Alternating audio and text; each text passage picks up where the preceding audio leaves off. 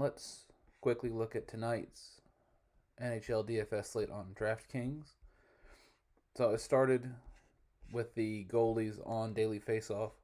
Only a couple are confirmed so far, but I'll update my spreadsheet when we get the starters for sure.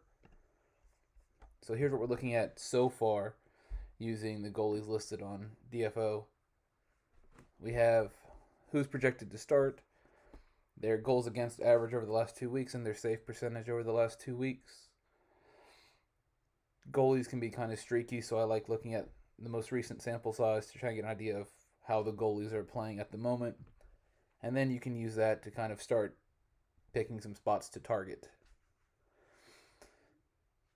We're also looking at, for season-long stats, each team's expected goals against per game and their high danger chances against per game.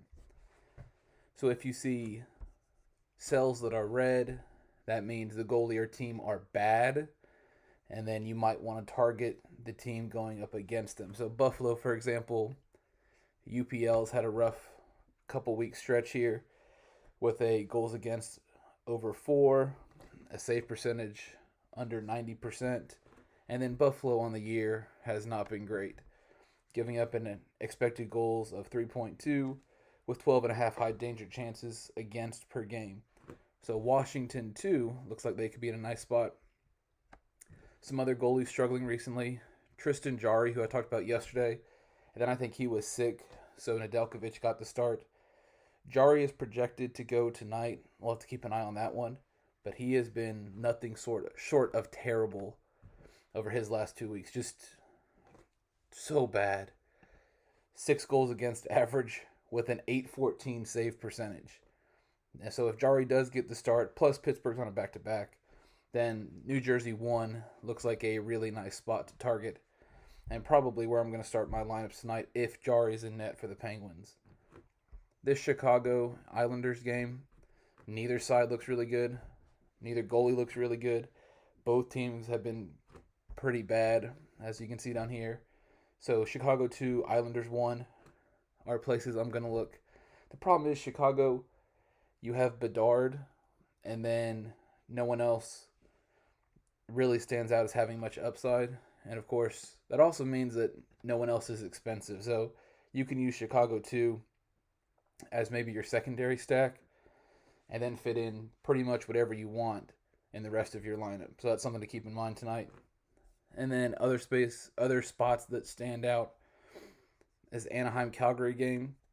Again, neither side looks great, but as you all know, Anaheim has been bad all year, so Calgary 1 looks like it could be a pretty decent spot to target too.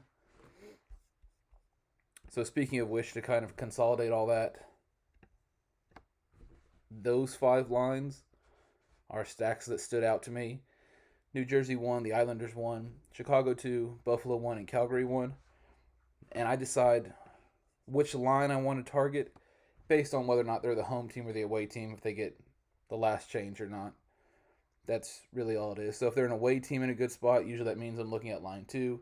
If it's a home team, I'm looking at line 1. And I'm sure you all know this already, but if you're trying to figure out who plays on what line, there are a couple of websites you can look at. Left Wing Lock and Daily Faceoff.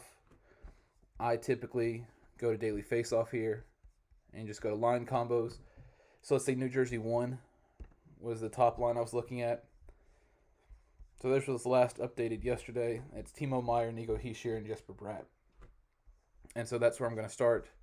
You can also go down here and look at if there's any power play correlation. Those 3 play together on top power play, so Meier, Hischier, and Bratt. There's a good chance that's where I'm going to start with my lineups tonight. I might also include Luke Hughes or maybe Jack Hughes, but Jack's always really expensive. And then the last thing that I like to use here, I typically, if I'm not putting a defenseman as part of my stack, I want to try to find a cheap defenseman that either has shot blocking upside or plays on power play 1. Tonight, I was going through on Money Puck, and what I like to do is look at their little graph down here. And I sort the y-axis by shots blocked by team, and the x-axis as shots blocked by opponent. So we can see who gets their shot blocked a lot and who blocks a lot of shots. And I'm looking for anytime those two things meet up in the same game, a team that blocks a lot of shots against a team that gets a lot of shots blocked. And tonight, the only team we got there is Montreal. So Montreal is playing Florida.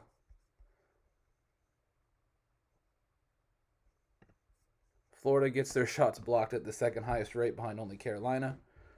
Montreal blocks a lot of shots, so I went to the Montreal Canadiens lineup page, and I was looking for defensemen that block a lot of shots over the last 5 games or so, last 5 game stats. And the two that jump out are Savard and Harris here, both playing about 19 minutes a game. Savard's blocked 18 shots, Harris has blocked 13 shots, and they're both very reasonably priced tonight. So those two made my cheap defenseman list. In fact, Jordan Harris is almost min price, so he's a really nice way to save salary. If he hits 3 blocks, then you're feeling good about rostering him for sure. And then Braden McNabb. Vegas is known for blocking lots of shots. McNabb is the cheapest defenseman that also plays relatively big minutes and block shots. He's not in a particularly strong shot blocking matchup tonight, but at 3,600 he is viable. So I'm probably going to start my teams tonight with New Jersey 1 of Savard or Harris. Then look at how much salary I have left to decide who I want a secondary stack. And then find a goalie who I don't have a stack against. And that'll be kind of how I target tonight's slate. I'll link this spreadsheet in the description here. And then I will also update it when we get confirmation on goalie starting. So if Jari's not in and it's Nedeljkovic again or someone else, we'll change that. That way you have up-to-the-minute information here, and you can use this to see who's in a good spot. Good luck tonight. Hope it helps.